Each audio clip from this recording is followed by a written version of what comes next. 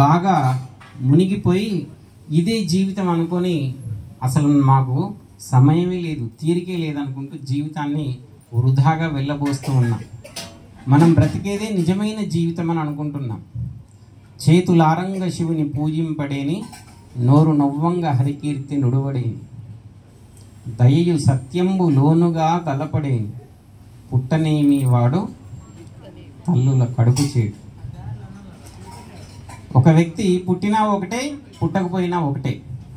చేతులారంగ శివుని పూజింపడేని, అసలు ఈ చేతులకి నొప్పి వచ్చేటట్టుగా భగవంతుని పూజ చేయనటువంటి చేతులు. నోరు నవ్వంగా హరికీర్తి నుడువడేని. ఇప్పటిదాకా మన శ్రీను గారు అద్భుతంగా చివరిలో బ్రహ్మాండమైన గానం చేశారు.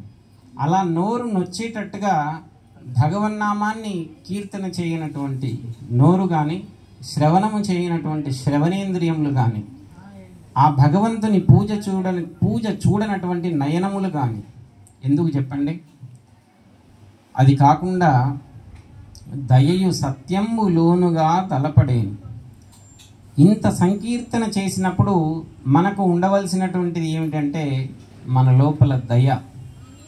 మనం సంకీర్తన చేస్తే, జపం చేస్తే, భగవన్నామాన్ని కనుక ఈ నోటితో ఉచ్చరిస్తే మనకు ఆటోమేటిక్గా కలగవలసినటువంటి లక్షణం ఏమిటంటే దయ. దయయు సత్యంబు లోనుగా దలపడేని. మనమందరం ప్రతి సంవత్సరం యాత్రలకు వెళ్తుంటాం. ఎందుకు చెప్పండి? ఎన్ని యాత్రలు తిరిగినా ఎక్కడ ఏమీ లేదు, ఉన్నది మన లోపలే ఉన్నదని తెలుసుకోవడానికి. అవునా కాదా? కానీ మనం అలా చెప్పాము. ఈ సంవత్సరము దక్షిణ భారతదేశం అయిపోయింది, వచ్చే సంవత్సరం 2 సంవత్సరాలు తిరిగితే ఉత్తర భారతదేశం మొత్తం కంప్లీట్ అనుకుంటాం. తిరిగి తిరిగి తిరిగి కాళ్ళు చేతులు అలిసిపోవలసిందే కానీ లాభం ఏమీ లేదు. ఎంత తిరిగినా ఎక్కడ ఏమీ లేదు. ఉన్నటువంటిది ఏదో ఎక్కడో ఉంది, అది నాలోనే ఉంది. పరమాత్ముడు నా హృదయములో అంతర్ధానంగా ఉండి నన్ను నడిపిస్తున్నాడు. అలాంటి సత్యమైనటువంటి దానిని నేను చూడలేకపోతున్నాననేటువంటి బాధ మనకి కలగాలి.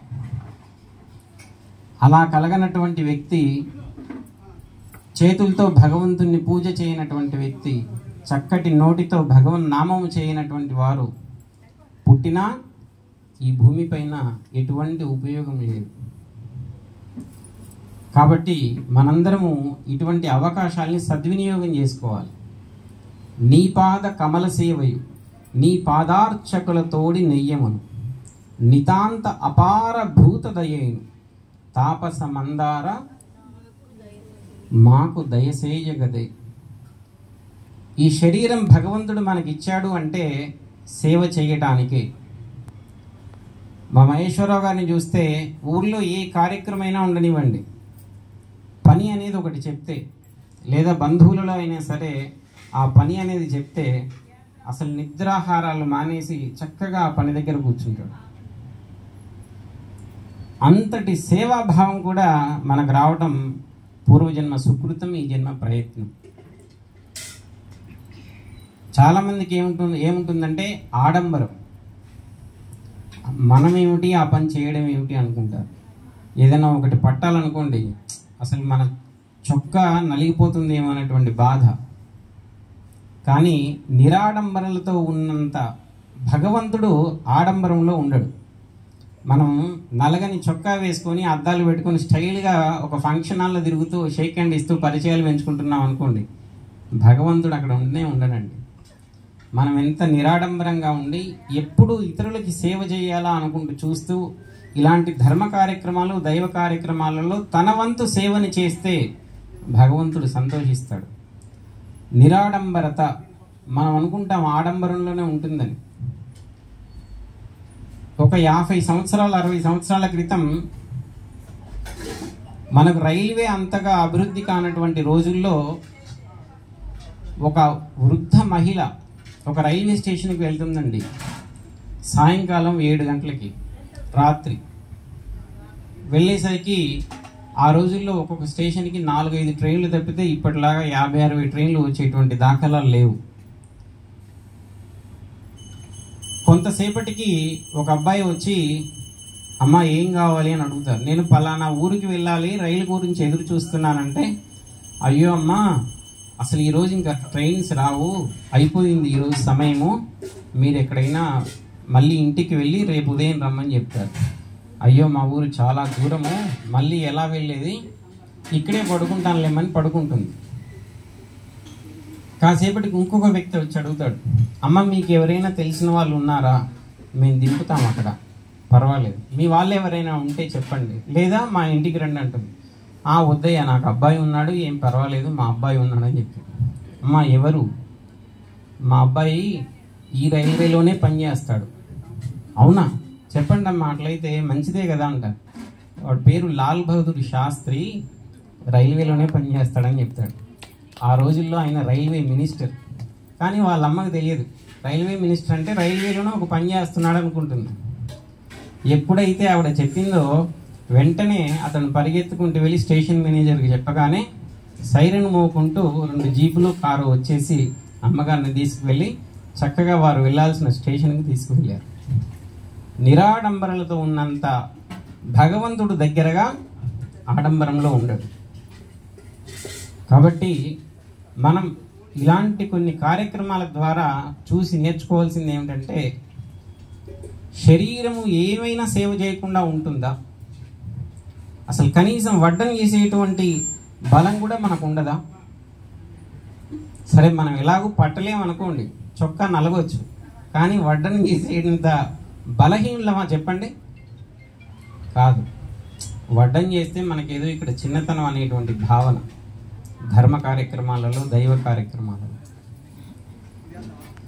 మన నోటి యొక్క పిలుపు కూడా ఎంత అద్భుతంగా ఉండాలంటే, పిలిచిన వెంటనే ఆ ఎదుటి వ్యక్తి ఆ పిలుపుకి కరిగిపోయి తన యొక్క పనంతా చేసేటట్టుగా ఉండాలి.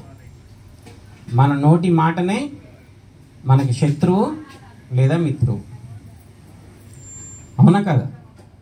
మనం ఏ ఊరికి వెళ్ళినా, ఎక్కడికి వెళ్ళినా మన నోటి మాటతోనే మనం ఈ ప్రపంచాన్ని జయించవచ్చు, లేదా వాళ్ళతో దెబ్బలు తిని రావచ్చు. రెండిట్లో ఏదైనా జరుగుతాయి. కాబట్టి మనకు భగవంతుడు ఇవన్నీ ఇచ్చినందుకు, ఇంత అవయవాల్ని చక్కగా ఇచ్చాడు కదా, వీటన్నిటిని పరులకు ఉపయోగపెట్టడానికే ఇచ్చాడండి. కానీ మనం మన గురించి ఉపయోగపెట్టుకోవడానికి జీవితం అంతా సరిపోతుంది. ఒక షాపు, ఇంకొక షాపు, ఒక ఇల్లు, ఇంకొక ఇల్లు, ఇంకొకటి, ఇలా పెంచుకుంటూ పోయి అసలు 60 సంవత్సరాలు 70 సంవత్సరాలు ఎప్పుడు వస్తున్నాయో ఎవరికి తెలియటంలా. 60 సంవత్సరాలు వచ్చిన తర్వాత అబ్బా ఇప్పుడు చార్ధామ్ చూడాలి, లేదంటే పలానా చోటికి వెళ్ళాలనుకుంటాం. ఆ చార్ధామ్కి వెళ్ళి ఆ కొండలను చూసేసరికి మోకాలు నొప్పులు గుర్తుకొస్తాయి మనకి, ఎక్కడానికి లేదు. పైన వాళ్ళు ఏదో చూసి వస్తారు, అక్కడ ఏముందో మనం చూడలేకపోయామని బాధ, వెళ్ళాలంటే వెళ్ళలేము, ఇన్ని ఉంటాయి. కాబట్టి శరీరం బాగున్నప్పుడే, మనకి జ్ఞానం సరిగ్గా ఉన్నప్పుడే, మన బుద్ధి కరెక్ట్గా మన చూసిన దాన్ని, చెప్పిన దాన్ని, విన్నదాన్ని గ్రహించుకోగలిగినటువంటి సమయంలోనే మీరు చూడవలసినవైనా, చేయవలసినవైనా. అందులో ఈ రోజుల్లో మనం తినేటువంటి ఆహారం చేత ఎప్పుడు ఎవరు ఏ విధమైనటువంటి అనారోగ్యానికి గురవుతున్నారో ఎవరికి తెలియటంలా. చటుక్కున కూర్చున్న వ్యక్తి పడిపోతున్నాడు, పెరాలసిస్ వస్తుంది, 60 సంవత్సరాలు అయిపోయి ఇక మీదట రోజు 14 గంటలు జపం చేద్దాం అనుకుంటారు, ఆ రోజు రాత్రి పెరాలసిస్ వస్తుంది. ఎక్కడి జపమండి? హార్ట్ స్ట్రోక్ వస్తుంది, ఇంకా జపాలు లేవు, తత్వాలు లేవు. చేయవలసినవన్నీ 60 సంవత్సరాలు తర్వాత చేద్దాం అనుకుంటున్నాం. జీవితం అనేటువంటిది ఎప్పుడు ఎంతసేపు ఉంటుందో తెలియనటువంటిది, రేపు కాదు మరో క్షణానికి కూడా మనం గ్యారంటీ ఇవ్వలేనటువంటి రోజులు. కాబట్టి వీలున్నంత వరకు ఎప్పుడు ఈరోజు మనం చేయదలుచుకుంటే, ఇప్పుడు చేయదలుచుకుంటే మనంత భాగ్యవంతులు ఎవరు ఉండరు. అమ్మా వారిని తీసుకు